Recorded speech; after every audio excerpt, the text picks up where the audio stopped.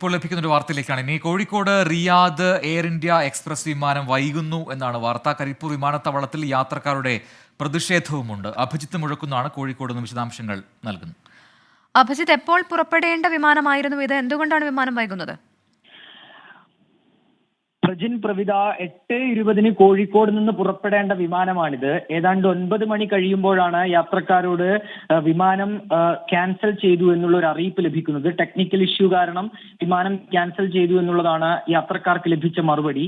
പിന്നീട് മറ്റു കാര്യങ്ങളൊന്നും ഈ യാത്രക്കാരുമായി പങ്കുവച്ചില്ല എന്നാണ് നിലവിൽ ഈ യാത്രക്കാർ പറയുന്നത്. അതിനെ തുടർന്നാണ് അവിടെ ഈ എയർപോർട്ടിൽ നിലവിൽ ഒരു പ്രതിഷേധം അരങ്ങേറുന്നുണ്ട്.